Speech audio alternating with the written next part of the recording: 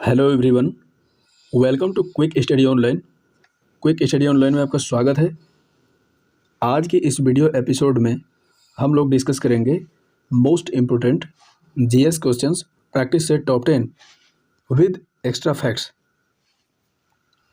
जिसमें आपको चैलेंज मिलता है एटलीस्ट 7 क्वेश्चंस का। मित्रों, आगे आने वाली सभी परीक्षा जैसे railway SSC, PSC, UP triple SC, police, लेखपाल and other all one day examinations, इन सभी परीक्षाओं के दृष्टिकोण से वीडियो में दिखाए गए सभी क्वेश्चंस मोस्ट इम्पोर्टेंट और एग्ज़ाम ओरिएंटेड हैं। मैं आपसे रिकमेंड करता हूं आप इस वीडियो सीरीज को एज ए टेस्ट लीजिए तथा अपना राइट स्कोर ज़रूर रिकॉर्ड करिए। तो चलिए वीडियो की फटाफट से शुरुआत करते हैं। आज का पहला और इम्पोर्टेंट क्वेश्चन है, भारत में निजी क्षेत्र का सबसे बड़ा बैंक कौन सा है? इसका सही उत्तर है HDFC। HDFC यानी housing development financial corporation limited. इस बैंक की स्थापना अगस्त 1994 में की गई थी। मुख्यालय महाराष्ट्र मुंबई में और इसके चेयरमैन हैं शशिधर जगदीशन। इस बैंक की टैगलाइन है वी अंडरस्टैंड योर वर्ल्ड। अभी हाल ही में HDFC बैंक के द्वारा अपने ग्राहकों को भ्रष्टाचार और धोखाधड़ी के खिलाफ जागरूक करने के लिए मुंह बंद रखो अभियान 2.0 की शुरुआत की गई थी। नेक्स्ट ऑप्शन, अगर हम लोग ऑप्शंस की बात कर लेते हैं तो SBI यानी स्टेट बैंक ऑफ इंडिया। इस बैंक की स्थापना 1955 में हुई थी, हेडक्वार्टर मुंबई महाराष्ट्र में, और इस बैंक की टैगलाइन है the bankers to every Indian. PNB यानी पंजाब नेशनल बैंक, इसकी स्थापना 1994 में की गई थी, हेडक्वार्टर दिल्ली में, और इस बैंक की टैगलाइन है the bank you can trust upon. और ICICI बैंक, इस बैंक की स्थापना 1994 में, हेडक्वार्टर मुंबई महाराष्ट्र में, और इस बैंक की टैगलाइन है हम है ना ख्याल आपका।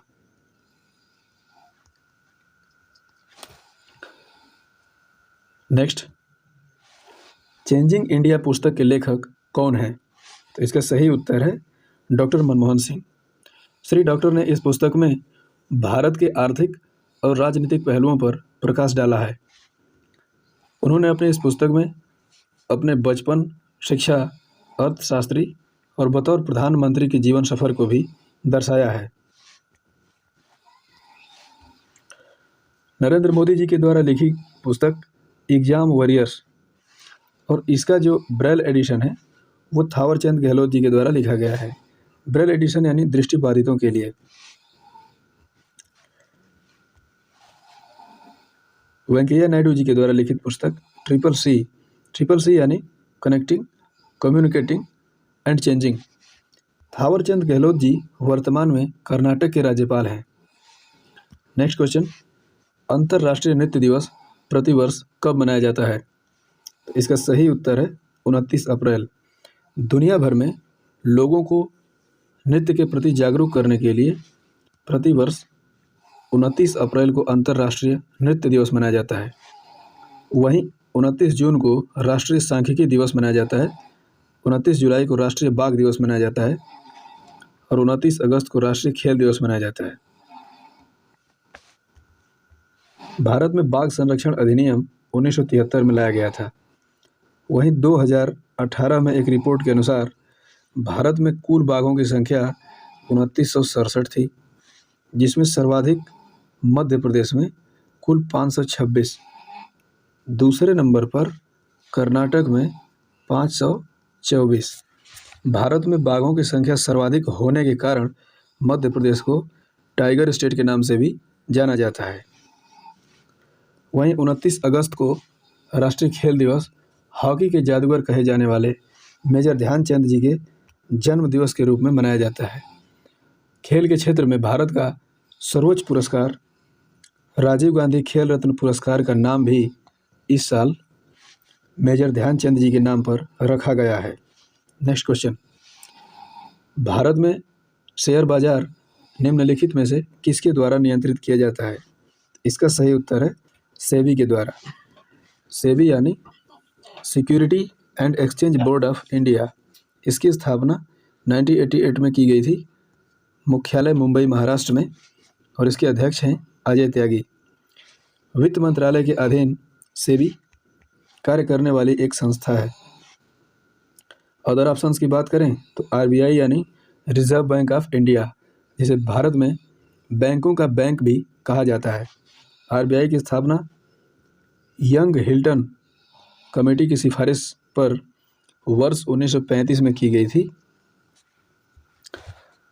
देखिए, इसकी स्थापना अर्थात एस्टेब्लिशमेंट 1935 में हुआ, पर इसकी नेशनलाइजेशन यानी राष्ट्रीयकरण 1949 में किया गया था।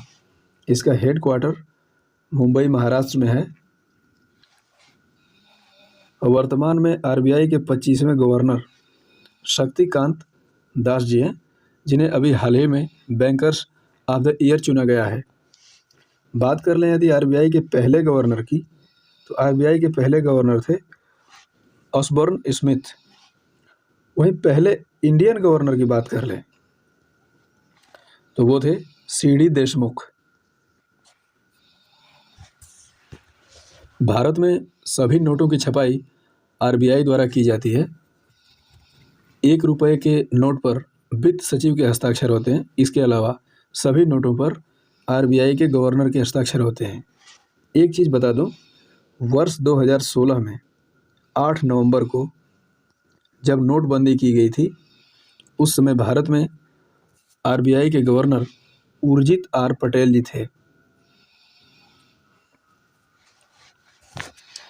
वर्तमान में वित्त मंत्री निर्मला सीतारमण जी, गृह मंत्री अमित शाह जी हैं। नेक्स्ट क्वेश्चन, संस्कृत व्याकरण का जनक किसे कहा जाता है? इसका सही उत्तर है पाणिनि। ऑप्शन में दिखाए गए सभी लेखकों के नाम इनकी चर्चित पुस्तकों के लिए जाने जाते हैं। आइए देखते हैं। देखिए, पाणिनि अष्टध्यायी के लेखक हैं। कल्हन, राजतरंगिणी, बाणभट्ट, कादम्बरी, चंदवरदाई, पृथ्वीराज रासो। देखिए, ये पृथ्वीराज रासो जो पुस्तक है, इसमें चंदवरदाई ने पृथ्वीराज के जीवन चरित्र को बखूबी प्रदर्शित किया है। नेक्स्ट क्वेश्चन, भागीरथी और अलकनंदा का संगम स्थल कहाँ है? तो इसका सही उत्तर है देवप्रयाग। देखिए, उत्तराखंड में वैसे तो 5 प्रयाग हैं। देखते हैं कौन से प्रयाग। जैसे विष्णु प्रयाग, इसमें जो मुख्य धारा अलकनंदा जो सतोपंथ हिमनद से निकलती है, तथा इसके साथ ही अलग अलग नदियां आके इसमें सहायक नदी के रूप में मिलती है। तो जहाँ पर अलकनंदा में धौली गंगा नामक नदी मिलती है, वहाँ विष्णु प्रयाग, नंदाकिनी जहाँ मिलती है वहाँ नंदप्रयाग, पिंडार जहाँ मिलती है वहाँ कर्णप्रयाग, अलकनंदा और मंदाकिनी जहाँ मिलते हैं उसे रुद्रप्रयाग, और सबसे अंत में जो देवप्रयाग होता है, यहाँ अलकनंदा और भागीरथी नदी आके मिलते हैं। जब भागीरथी अलकनंदा आपस में मिलते हैं तो यहीं पर पहली बार इसे गंगा कहा जाता है। आगे बढ़ते हुए गंगा हरिद्वार से मैदानी भागों में प्रवेश करती है। उत्तराखंड, उत्तर प्रदेश, बिहार, झारखंड, पश्चिम बंगाल होते हुए बांग्लादेश में प्रवेश करती है और अल्टीमेटली बंगाल की खाड़ी में गिर जाती है।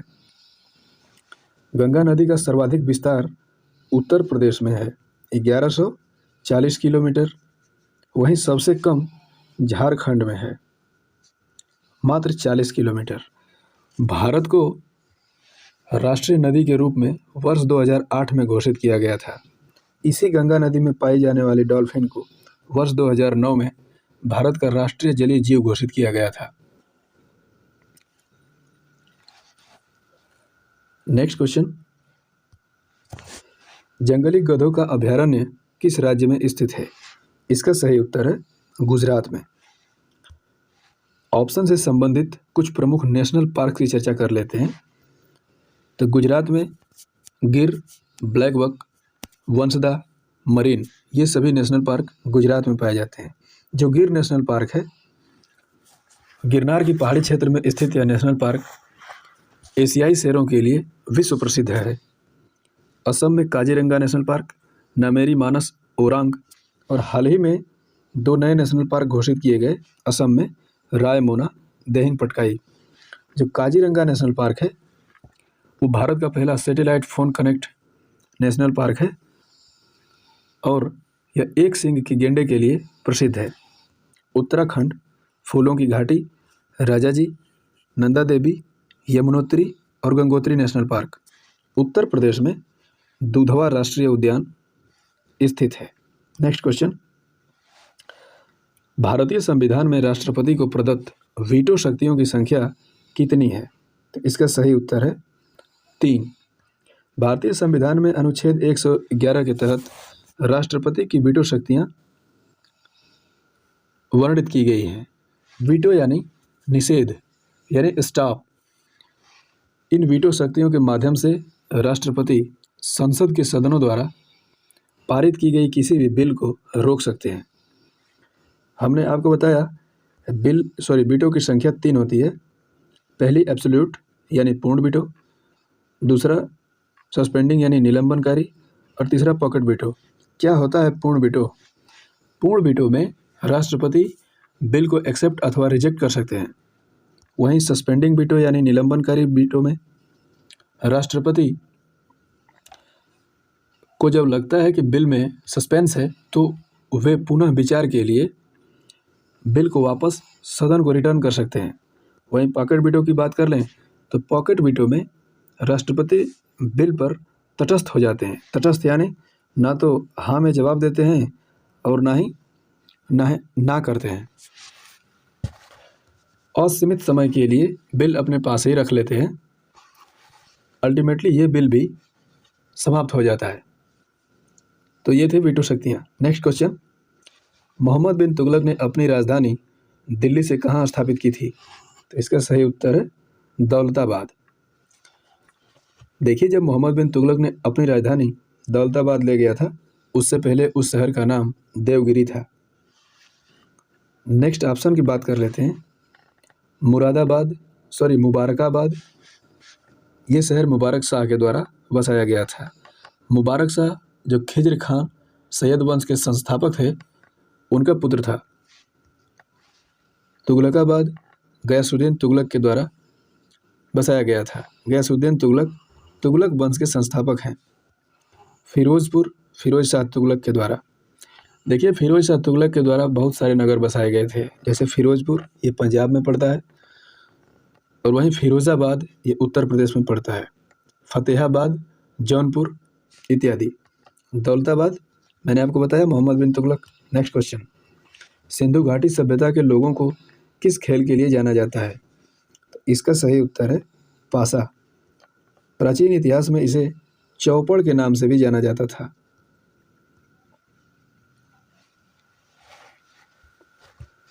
उस समय मुख्य मनोरंजन का साधन एक ये भी था। हम लोग जानते हैं सिंधु घाटी सभ्यता के लोगों के लिए कुछ क्वेश्चंस हमेशा ट्रेंडिंग में बने रहते हैं। जैसे उन लोगों का पहला प्रयुक्त हथियार कुल्हाड़ी,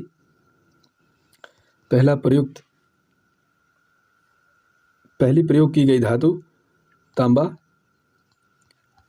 पहला पालतू पशु कुत्ता इत्यादि। ऑप्शन में आपको एक चौगान दिख रहा है। चौगान जिसे आज हम लोग पोलो कहते हैं, कुछ ऐसा ही खेल उस समय था। चौगान खेलते समय घोड़े से गिरकर कुतुबुद्दीन ऐबक की मृत्यु हो गई थी। तो ये थे आज हम लोगों के टॉप 10 जीएस क्वेश्चंस।